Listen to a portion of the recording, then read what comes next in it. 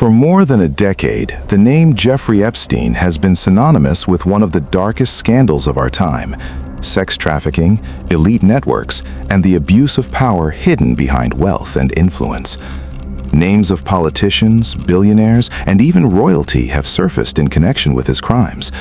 But few connections have proven as enduring and as damaging as the one between Epstein and Andrew Mountbatten Windsor, once known as Prince Andrew, Duke of York, and brother to the current King of the United Kingdom. What began as whispers of a questionable friendship has evolved through court settlements, disastrous interviews, and now a flood of newly released U.S. Department of Justice documents into something far more serious: allegations of sharing sensitive government information with a convicted sex offender. For the first time, British police are actively assessing whether Prince Andrew may have breached the Official Secrets Act. The monarchy's silence has been broken, the titles have been stripped, and the questions are no longer about personal embarrassment. They are about potential criminal misconduct in public office. This is the story of how one royal friendship refused to die, even after Epstein's conviction, and why the revelations of 2025 have turned it into a full-blown crisis that could redefine the British monarchy's relationship with accountability. Jeffrey Epstein moved effortlessly through the highest circles of power: lavish parties, cultivated influence, unparalleled access. In 2008, the facade cracked. He pleaded guilty in Florida to state charges of soliciting prostitution, including from a minor. In a highly controversial sweetheart deal, he served just 13 months with work release, avoiding federal prosecution.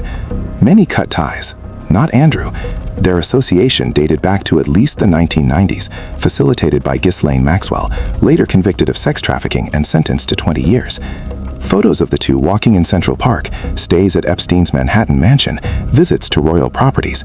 For years, this was framed as a grave error in judgment, a personal failing. In 2015, Virginia Giuffre filed a civil lawsuit alleging she had been trafficked by Epstein and Maxwell and forced into sexual encounters with Andrew on 3 occasions, one when she was 17.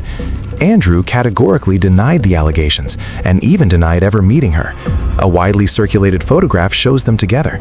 He suggested it might have been doctored. No criminal charges were ever brought against him in connection with Epstein. In 2019, Andrew's disastrous BBC Newsnight interview attempted to clear his name. Instead, it backfired. Awkward alibis, Pizza Express on the night in question, claims of an inability to sweat due to a medical condition. Queen Elizabeth II forced him to step back from public duties.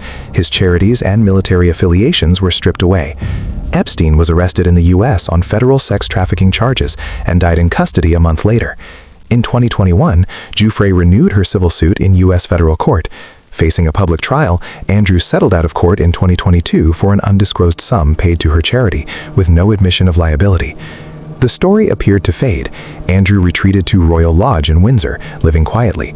Then, in late 2025, the Epstein Files Transparency Act compelled the DOJ to release millions of pages: victim statements, flight logs, emails, photographs, raw investigative material, unfiltered and public. Among the documents, several sets stand out. From the early 2000s, 2001, 2002, emails exchanged with Maxwell under the pseudonym The Invisible Man, signed A. Messages sent from Balmoral describe being exhausted after royal family summer camp, mention splitting up the girls, likely referring to his daughters, the death of a longtime valet, and leaving the Royal Navy. The sender asks Maxwell for inappropriate friends. Maxwell replies wryly about only finding appropriate ones. Later threads discuss a trip to Peru. Maxwell arranges two-legged sightseeing, euphemism, introductions to intelligent, pretty, fun women from good families, emphasizing discretion, no press coverage. Andrew made an official visit to Peru in 2002. By 2010, 2 years after Epstein's conviction, emails with the Duke, presumed to be Andrew, include dinner invitations, offers to bring friends to Buckingham Palace for private time, requests for plenty of space for chat. One message reads, "Wish I was still a pet in your family."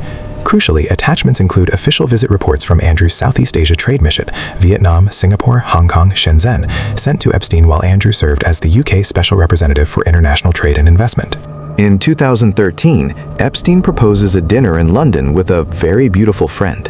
In 2017, he offers a dinner at Windsor Castle with top Chinese business figures.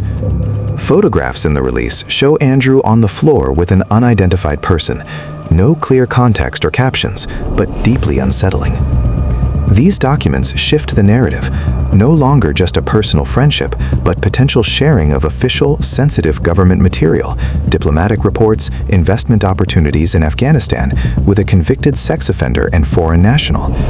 This falls under the UK's Official Secrets Act, unauthorized disclosure of protected information, international relations, trade diplomacy that could harm national interests. Thames Valley Police have confirmed they are assessing a complaint filed by the anti-monarchy group Republic for potential misconduct in public office and breach of the Official Secrets Act. This is not yet a full investigation, but active review.